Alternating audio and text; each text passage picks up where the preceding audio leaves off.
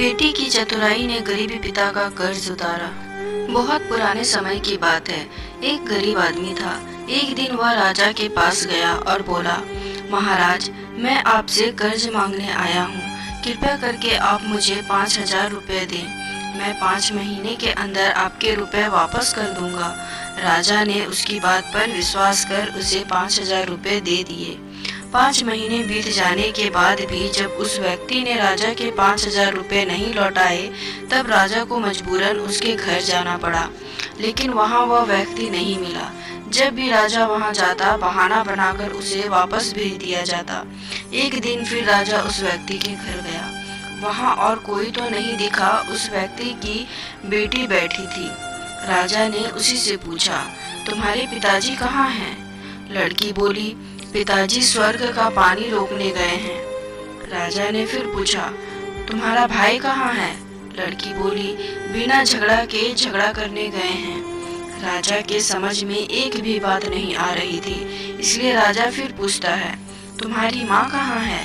लड़की बोली, माँ 1 से 2 करने गई है। राजा उसके इन उलझुल जवाब से चिड़चिड़ा गया। वह गुस्से में पूछता है, और तुम यहाँ बैठी क्या कर रही हो? लड़की हंसकर बोली, मैं घर बैठी संसार देख रही हूँ। राजा समझ गया कि लड़की उसकी किसी भी बात का सीधा जवाब नहीं देगी, इसलिए उसे अब इन बातों का मतलब जानने के लिए इससे प्यार से बात करना पड़ेगा। राजा ने मुस्कुराकर पूछा, बेटी, तुमने जो अभी अभी मेरे सवालों के जवाब दिए, उनका मतलब क्या है? मैं तुम्हारी एक भी बात का मतलब नहीं समझ सका। तुम मुझे सीधे सीधे इन बातों का मतलब समझाओ। लड़की ने भी मुस्कुराकर बोला, अगर मैं सभी बातों का मतलब समझा दूं तो आप मुझे क्या दोगे?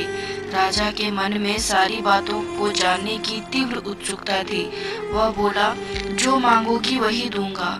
तब लड़की बोली, आप मेरे पिताजी का सारा कर्ज माफ कर देंगे तो मैं आपको सारी बातों का अर्थ बता दूंगी। राजा ने कहा, ठीक है, मैं तुम्हारे पिताजी का सारा कर्ज माफ कर दूंगा। अब तो सारी बातों का अर्थ समझा दो। लड़की बोली, महाराज, आज मैं आपको सारी बातों का अर्थ नहीं समझा सकती। कृपा कर आप कल आएं, कल मैं जरूर बता दूंगी। राजा अगले दिन फिर उस व्यक्ति के घर गया। आज वहाँ घर के सभी लोग मौजूद थे। राजा को देखते ही लड़की पूछी, महाराज, आपको अपना वचन याद है ना? राजा बोला, हाँ, मुझे याद है। तुम अगर सारी बातों का अर्थ समझा दो तो मैं तुम्हारे पिताजी का सारा कर्ज माफ कर दूंगा। लड़की बोली, सबसे पहले मैंने यह कहा था कि पिताजी स्वर्ग का पानी रोकने गए हैं। इसका मतलब था कि वर्षा होने पर हमारे घर की छत से पानी टपक रहा था। पिताजी पानी रोकने के लिए छत को बना रहे थे, यानी वर्षा का पानी आसमान से ही गिरता है, और हम लोग तो यही मानते हैं कि आसमान में ही स्वर्ग है। बस यही था पहली बात का अर्थ। दूसरी बात मैंने कही थी कि भैया बिना झगड़ा के झगड़ा करने गए हैं। इसका मतलब यही था, वे रेंगनी के कांटे को काटने गए थे। अगर कोई भी रेंगनी के कांटे को काटेगा तो उसके शरीर में जहाँ तहाँ कांटा गड़ ही जाएगा, यानी झगड़ा नहीं करने पर भी झगड़ा होगा और शरीर पर खरोंचे आएंगी। राजा उसकी बातों से सहमत हो गया। वह मन ही मन उसकी चतुराई की प्रशंसा करने लगा। उसने उत्सुकता के साथ तीसरी चौथी बात का मतलब पूछा।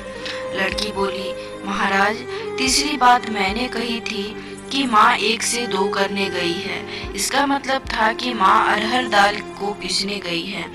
अगर साबुत दाल को पीसा जाए तो 1 दाना का 2 भाग हो जाता है, यानी यही था कि 1 का 2 करना।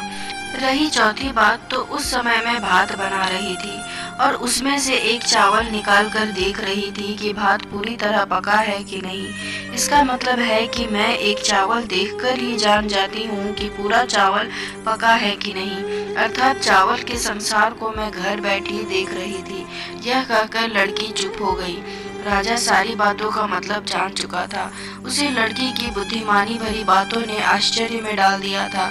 फिर राजा ने कहा, बेटी, तुम तो बहुत चतुर हो, पर एक बात समझ नहीं आई कि यह सारी बातें तो तुम मुझे कल भी बता सकती थी, फिर तुमने मुझे आज क्यों बताया? लड़की हंसकर बोली, मैं तो बता ही चुकी हूँ, कल जब आप आए थे तो मैं भात बना रही थी। अगर मैं आपको अपनी बातों का मतलब समझाने लगती तो भात गीला हो जाता या जल जाता, तो माँ मुझे जरूर डांट लगाती और घर में कल कोई भी नहीं था। अगर मैं इनको बताती कि आपने कर्ज माफ कर दिया है तो ये मेरी बात का विश्वास नहीं करते। आज इनको विश्वास भी होगा और आपके मुंह से सुनकर कि आपने कर्ज माफ कर दिया है इनको उतनी ही खुशी भी होगी। राजा लड़की की बात सुनकर बहुत ही प्रसन्न हुआ। उसने अपने गले से मोतियों की माला निकालकर उसे देते हुए कहा, बेटी यह लो अपनी चतुराई का पुरस्कार। तुम्हारे पिताजी का कर्ज तो मैं माफ कर ही चुका हूँ, अब तुम लोग निश्चित होकर रहो। अगर फिर कभी किसी चीज की जरूरत हो तो बेझिझक होकर मुझसे कहना। इतना कहकर राजा लड़की को आशीर्वाद देकर चला गया। लड़की के परिवार वालों ने उसे खुशी से गले लगा लिया। इस कहानी पर आपकी क्या राय है कमेंट में जरूर बताएं। उम्मीद करती हूँ कि आपको लड़की की चतुराई भरी कहानी अच्छी लगी होगी। अच्छी लगी हो तो लाइक करें, ज़्यादा से ज़्यादा शेयर करें और सब्सक्राइब करना बिल्कुल ना भूलें। कहानी को सुनने के लिए और देखने के लिए बहुत बहुत धन्यवाद।